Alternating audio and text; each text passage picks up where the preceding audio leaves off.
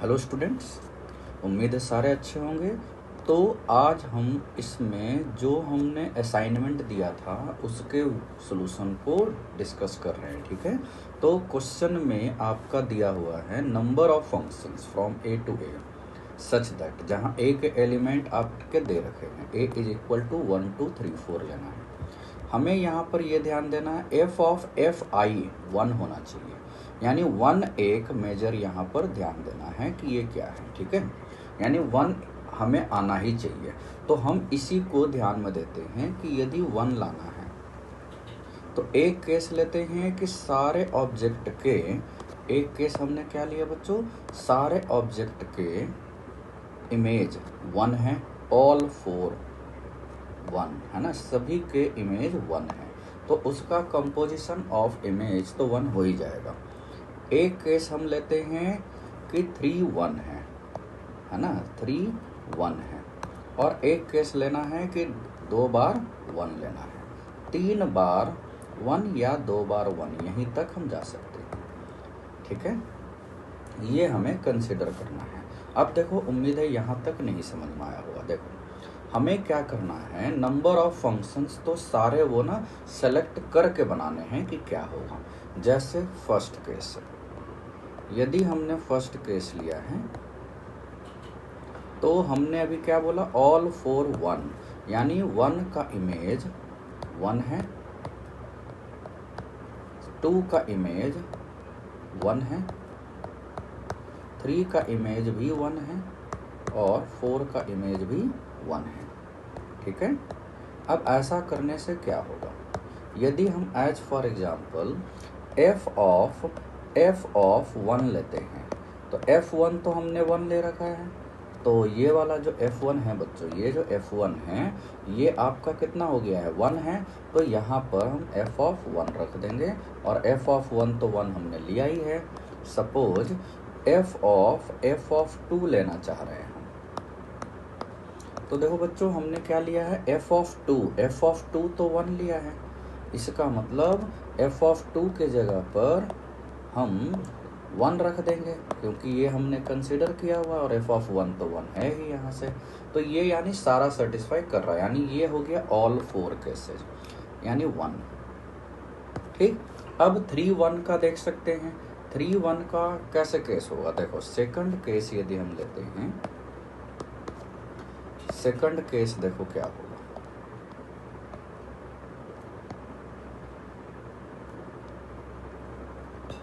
इसमें हमने 3 1 बोला है। देखो यहाँ पर हमने लिया है 3 1, तो 3 बार 1 लेना है। जैसे हमने क्या किया ना, f ऑफ 1 ले लिया, f ऑफ 2 भी 1 ले लिया, f ऑफ 3 भी 1 ले लिया। अब देखो बच्चों, f ऑफ 4 हम 1 ले नहीं सकते, 1 लेंगे तो इसका मतलब हमें वही ऊपर वाला फर्स्ट केस आ जाएगा, तो रिपीट नहीं होना चाहिए। या यदि f ऑफ 4 4 लोगे तो f ऑफ f4, देखो f ऑफ f4 यदि हमने 4 ले लिया तो f ऑफ ये 4 और ये तो हमें आ गया 4, तो ये तो गलत हो जाएगा, है ना।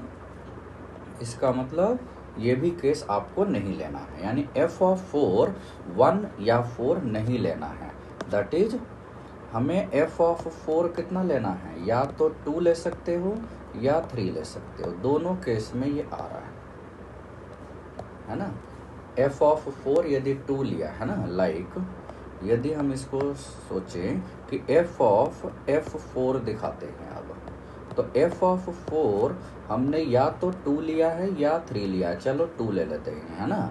f ऑफ 4 यदि 2 लेते हैं तो ये तो f ऑफ 2 आ गया, और f ऑफ 2 हमारे पास ऑलरेडी आ चुका है, दैट इज 1 है, यानी f ऑफ fx भी 1 आ गया इसमें।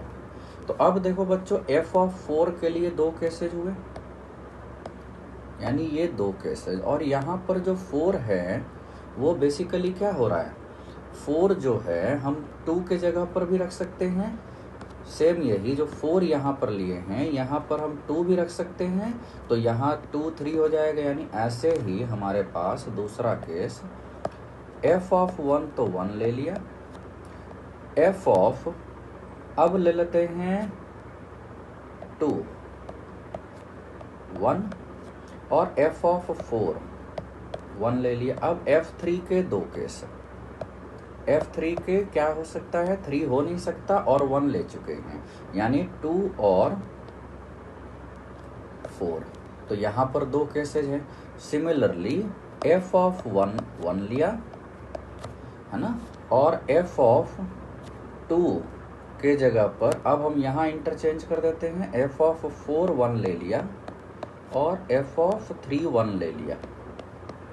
अब हमारे पास F2 के 2 केसेज हो गए, 2 या 1 नहीं ले सकते तो 3 या 4 ले सकते हैं, और ऐसे करके लिख सकते हो। तो ये देखो यहाँ से 2 केस आया है, यानी देखो ये 2 केस आया बच्चों, उसी तरीके से ये 2 केस आया और ये 2 केस आया, यानी टोटल केस यदि हम ये मिटा दें, आपको समझ में आ चुका है, तो यानी टोटल यहाँ से 2 केस, यहाँ से भी आपका 2 केस आया है, और यहाँ से भी 2 केस आया है।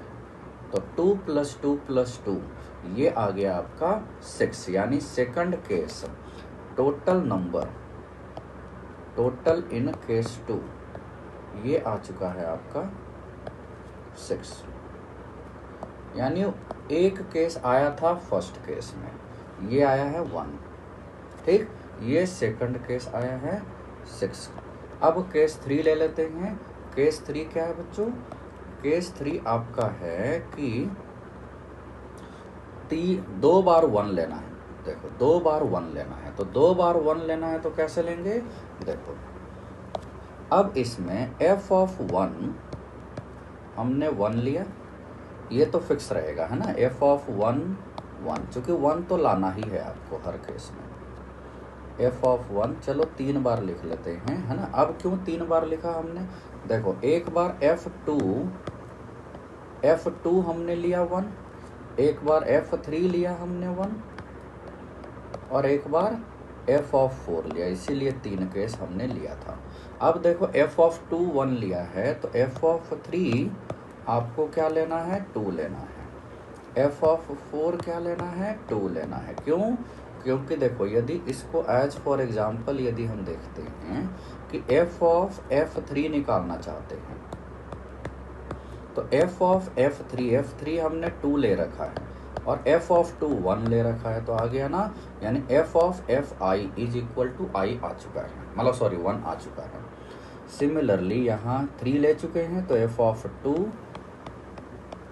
3 है, और f ऑफ 4 भी 3 है, और यहाँ f ऑफ 2 4 है, और यहाँ f ऑफ 3 जो बच गया है वो 4 है। मतलब ये आपको क्या करना है, सारे केस अलग अलग पुट करके देख लेने हैं, यानी total in case 3, total in case 3 total कितना आ गया है, ये है 3 cases. So total number of functions जो हमसे पूछा गया था, ये आपका आ जाएगा, फर्स्ट केस में 1 था, सेकंड केस में 6 था, थर्ड केस में 3 है, that is total number of required functions 10 आ गया। This is the answer. बहुत ही अच्छे ढंग से कुछ बच्चे हमें जस्ट आफ्टर क्लास ही सॉल्यूशन भेज दिए थे टेलीग्राम ग्रुप पर, उसमें से one of the best answer was of सार्थक गुप्ता, जो हमें सबसे अच्छा लगा, और उसके हिसाब से हमने ये कर लिया है। ठीक है बच्चों, तो उम्मीद है ये और अच्छे से इसको ऑब्जर्व करो, फंक्शन फॉर्म कर के देखो, ये बहुत ही अच्छे एक लेवल का क्वेश्चन है। आपको इस तरह क्वेश्चन बहुत सारे मिलेंगे एक्सक्लूसिवली फॉर जेईई एडवांस। तो बच्चे स्टडी करते रहो, संडे को मैथमेटिक्स डे के फॉर्म में मैथमेटिक्स सोल्व करते रहो। तब तक के लिए बाय बाय, थैंक यू।